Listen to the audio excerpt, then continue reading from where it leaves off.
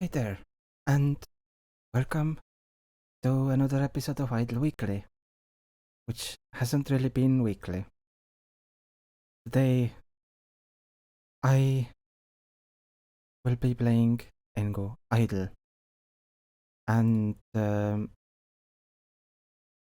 well, let's go and do one more rebirth. And about 7 days ago, I did my last challenge, the 24-hour challenge, the 10th, and I did it successfully.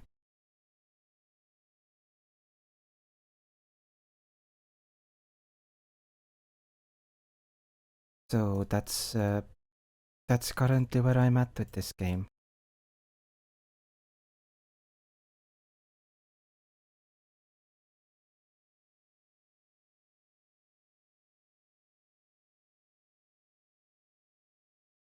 Let's see what I can put these at.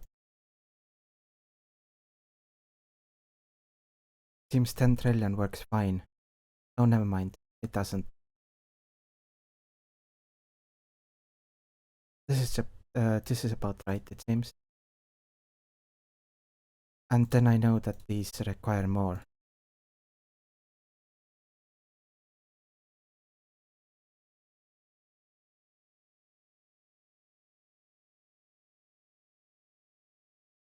This is about my usual setup whenever I'm doing these.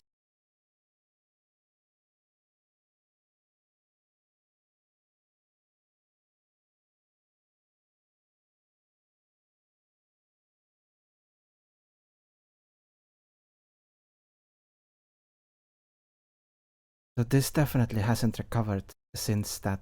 It seems that I need to wait until this unlocks to get some of the power back.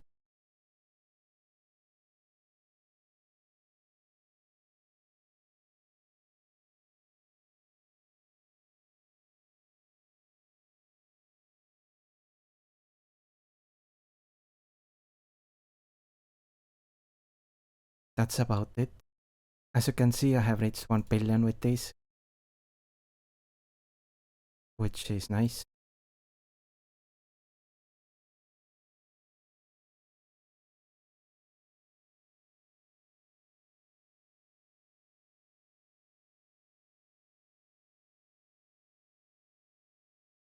And that's about all the setup that each run needs.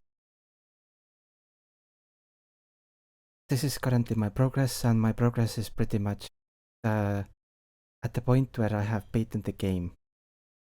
I just haven't recovered quite after that challenge yet. But there are still a few more the end pieces that I need. And I can already guess where those come from. They're definitely these two items. Because they are transformable. And the item list doesn't have any more items for them. These are the last ones. If they transformed into the next tier, it would be somewhere here. But it isn't, so. And these kinda hint at it as well. Ascend and loot. So the loot item and the ascended item, aka dependent. So easy.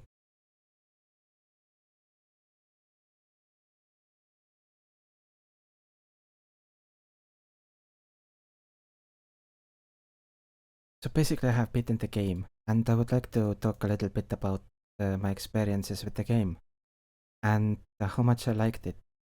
So the core gameplay loop I liked. I thought that the game was pretty fun.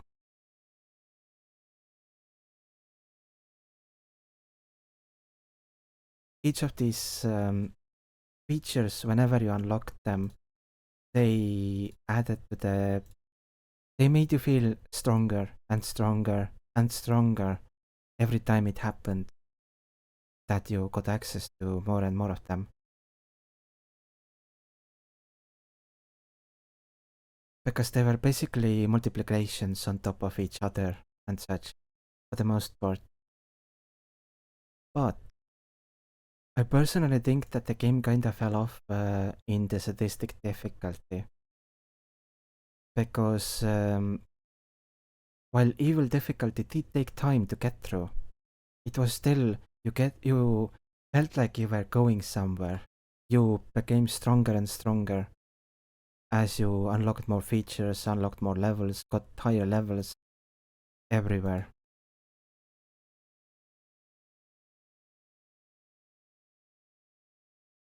But I think that in the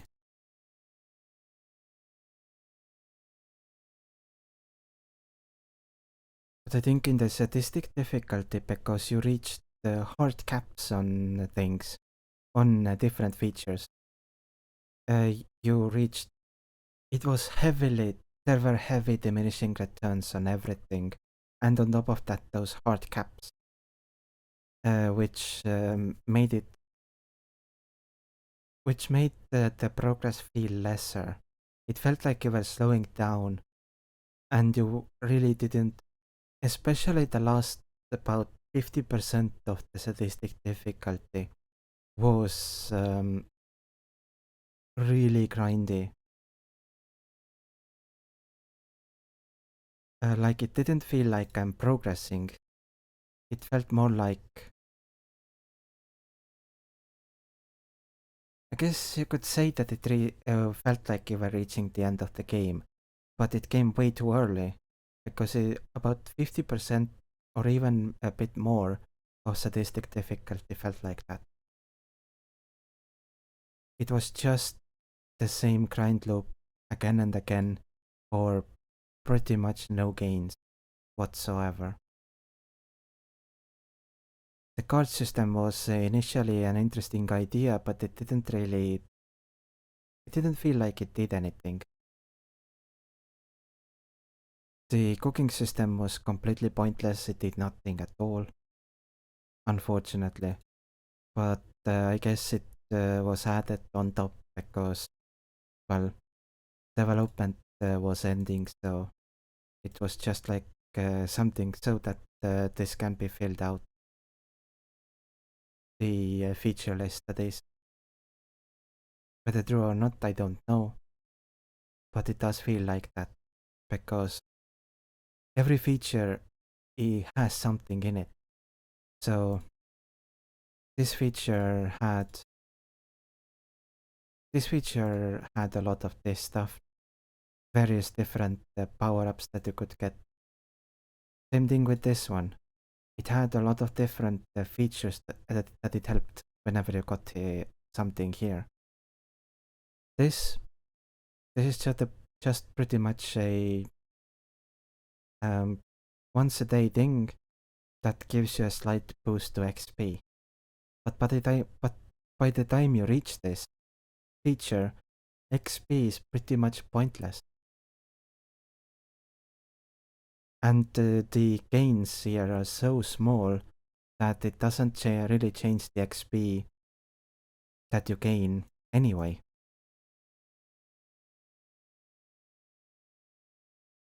So it doesn't really do anything, which is the problem with this feature.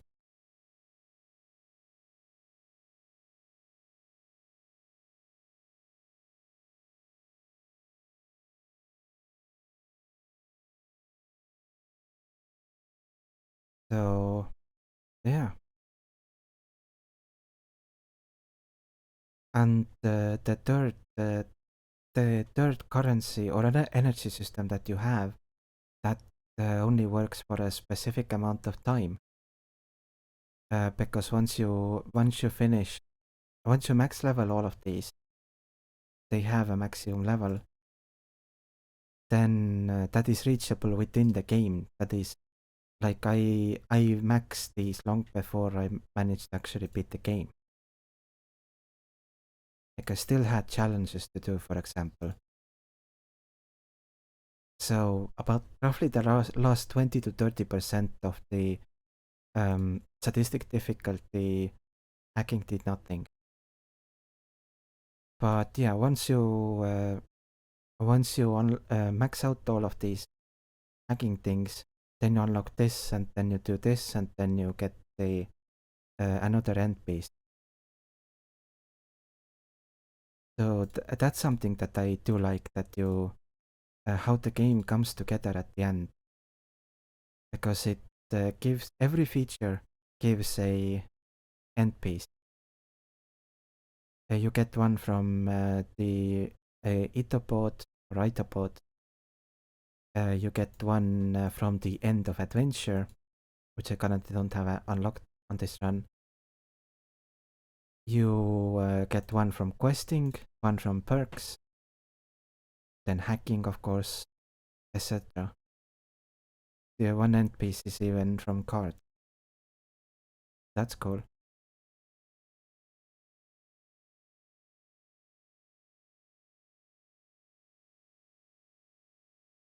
But today I will be finishing the game. Alright. I think I can beat this last boss now by doing this. And done. So this is the end of the game, officially.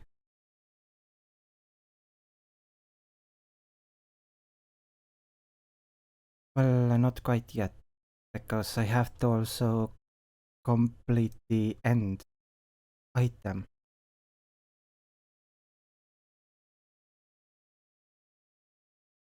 I have the end item already available from here, because this is one of the things you have to do to get the end item here.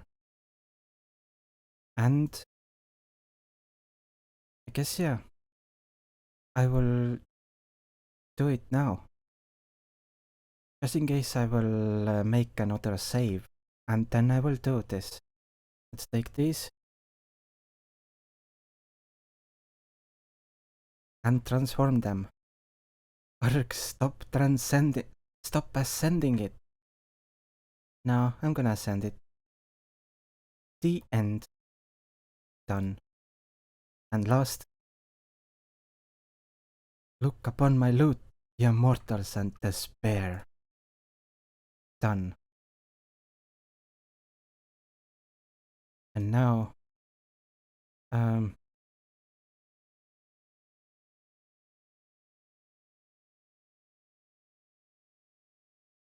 the end begins here. Place us at the beginning.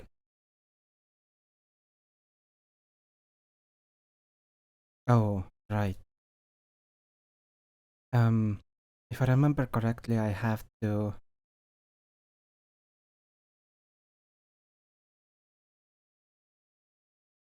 put it over here, top left of the starting page. So let's make some room. Because it does say place us at the beginning. This is the very beginning. If I had to guess. I mean, it's obvious, right? And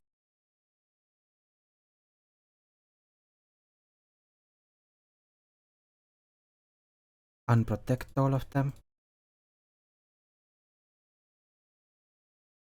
Oh.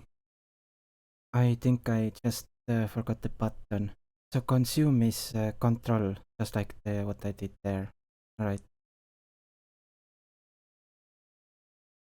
The end. What a wild ride. With a final blow of mystic deep lore energy, you cast down the traitor. Quickly, you signal your gang of pirate selves to dogpile them. With an unnatural roar, the traitor tries to charge up their power levels even further to shake off the pirates, but alas, in a cruel twist of fate, as the traitor pumps up their stats, their HP reaches 3.4 E38 and overflows the float limit. Almost immediately, the reality of this world crumbles. A trillion rare candies form into a singularity as minus worlds wink in and out of existence. The MacGuffins fall to the side, still aglow as the traitor shrieks in agony, undone by their own greed and lust for power. Either that or they're being melodramatic. You probably would be too in their place. You quickly gather up all the MacGuffins, in the panic not even realizing that you're touching them unharmed. Unlike what everyone told you about them, they glow bright and shift their form, merging into a large medallion of some sort. The letters NGU are emblazoned on the front, and a piece seems to be chipped off the corner. How odd. As you look down on the traitor, you see their form crumbling to ash and floating away, leaving behind a small trinket. As you pick it up, you recognize it as the missing piece to the medallion that just formed. You slot the missing chunk in place, and the medallion rumbles in your hands, a small red button forming in the corner. As the universe boils and bubbles away into pure glitchiness, you see nothing better to do than to push the button, and silence, and then a blinding flash of light. So it's a medallion with a button. Interesting. I thought that was something else. Nice. It takes a moment for your eyes to adjust. Everywhere you look is just white. The pirate's gone. The traitor gone. The universe itself gone. You're simply floating in the void. It's going to take a longer. It's going to take a little longer for your psyche to adjust. A voice, however, interrupts your processing of recent events. My boy, you actually managed to do it. The rats were a worrying anomaly, almost at the very end of things, but you did it. You look up to see the old man at the end of the universe, looking considerably less senile than you recall. You try to voice a question but only make a weird gulping noise. It might be better to explain how this began than how it ended, but let's see. You were a mistake, a glitch, an oversight in the programming, or rather you and the artifact you were sent to retrieve were a flip of a bit in the MacGuffin, a small error in the code of your very existence, combined in a way that my superiors and I did not expect. You split into two copies, one mostly intact, the other malformed and whose will was bent on the destruction of everything. You were trained for these sort of threats to existence, but that threat coming from yourself? I don't blame you for failing. The traitor had immense power beyond our direct intervention. As the traitor cast you down into their own mirror dimension, we tried again and again to stop them, but always you overpowered you too soon, and all we could do is revert the timeline, spin off a new copy of you, adjust parameters and try again. The old man barely suppresses a grin of pride. It was I who had the thought to completely wipe your memories, to see if your lack of knowledge could somehow help you succeed where the rest failed. Seemed to pay off, didn't it? Ultimately, we know you would never actually defeat the traitor. We simply had to push you to your greatest strength in order to force them to increase their newfound powers to the limit and break them. The numbers can only go so high, you see. It's regrettable that the universe had to be destroyed with it. But we have backups, and we know to prevent the bug that led to this. You may want to cover your ears. Another flash of light, and you're back to the broken, glitchy universe. It's not looking too good. The crisscrossing matrix of unnatural-looking scenery covers as far as your eyes can see. The old man puts up his hands, slowly pushing them closer together. As he does so, you see the glitchy space all around you push inwards. Smaller and smaller the universe shrinks, centered in between the old man's hands, like he's squishing it into a tiny ball, smaller and smaller still. Pow! The tiny ball of everything explodes outwards once again. A giant, swirling miasma of superheated particle soup quickly forming little gaseous balls and chunks of hurling rocks. The whole universe, just like that, collapsed and reborn. My superiors have agreed that they have learned enough from this iteration of the universe, and given recent events, would like to begin anew. However, given your services rendered, they have a proposition I think you'll agree is quite enticing. And really, do you have much of a choice? You look warily at the old man. I assure you this is not a threat, just explaining the reality of the situation. The universe down there, it's much, it's much the same as the one you know and love, but as we said, we know how to prevent such a bug from happening again. This means while superiors agree to let you continue your existence, they must remove any memories you have of what transpired. Rest assured, you'll find yourself with circumstances you'll find much more to your liking. The old man's hand is outstretched to you now. You look around at this newborn universe and reflect on your time spent here, all the weird cast of characters you already met, and who knows what other beings you have yet to encounter out here. You shrug and accept his outstretched hand.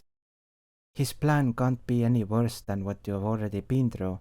Mark, what the hell? The old man flips you over and with surprising strength delivers a 1-2 punch to your nipples and combos into a suplex that sends you to a special freaky blood coma. As you black out, you hear pleasant dreams. His work almost complete. The old man gently sends your peacefully dozing body out into the cosmos to the farthest flung reaches of the universe. He settles you softly on an unassuming planet in the middle of galactic nowhere that ought to kick off some excitement. Once again, there is silence for a brief moment. The old man lets out a sigh of relief with a final swoop. To whoever made it this far, thank you, sincerely, for having the passion and determination to grind out the shitpost of an idle game. I never set out to make this game as big as it became, and as you could probably tell, even the core mechanics were strained to their mathematical limits by the end. This all began as a simple project in the grungiest 5-bedroom apartment of a student ghetto. A desperate attempt by a chronically unemployed student to do something with the degree I had recently gotten.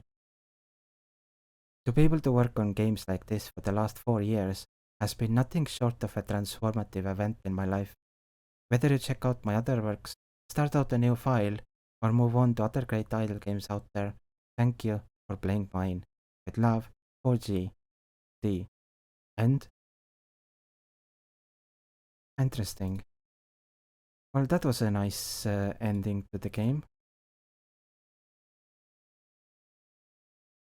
And yeah, for the most part, the game was fun, a lot of fun. It was just the last 50% of the statistic difficulty, as I said, where the game fell off. But with that explanation, I can understand why it fell off. It seems that he was kinda forced with the heavy diminishing returns. Those are fine, but I guess the hard caps were a limitation. Because technically, if I remember correctly, this is pretty much the cap. I'm close to the maximum. See, 302. The absolute maximum. I have been to the absolute maximum, so I know kinda what it looks like. I can't remember at the moment. I think it was probably like a 3 centillion or something like that. I can't remember exactly, but it was something like that. What is centillion even? It's 303. So technically, it might not be the maximum. Although this little Easter egg I like 69420, but the boss that doesn't exist. The infamous boss 302. Yeah, this has been NGU. It has been more than 10,000 hours on this file. See, 1700 days. And I technically reached this point in the game where I could finish the end item already like probably like 200 days ago or something. I took an extremely long break when I reached the end. I don't know why I didn't do it until the end. Well, I was supposed to, but then it kept being pushed and pushed and pushed. So that is entirely on me. And yeah, then also somewhere along the way in the normal mode of the game, I also took several extremely long breaks. So I will never know how long it would have actually been to beat the game for me. If I had to guess, then probably like 1000 days, maybe. Approximately, something like that. If I had to guess, I don't know for sure. And I will never know. Due to those random breaks here and there, which sometimes lasted a whole year. But it was a good time in general. And it is now, since I played most of the time on the Steam version of the game, and I kept it open all the time, then this will forever be my most played game on Steam, because it has over 10,000 hours. There's no way that any game will ever beat that. But that's fine. It was my decision to keep it open. That's what I do nowadays with long-term incrementals. I choose one long-term incremental, and that incremental is open for as long as my PC is running. So it makes sense. They are so lightweight that they barely do anything in terms of resources and power and such. But anyway, yeah. I guess this is the end then. And I will hopefully see you in future games that I will decide to play. We'll see. So thank you, NGU, for giving me all the fun over the years. And thank you for watching the video. And I will see you next time. Bye.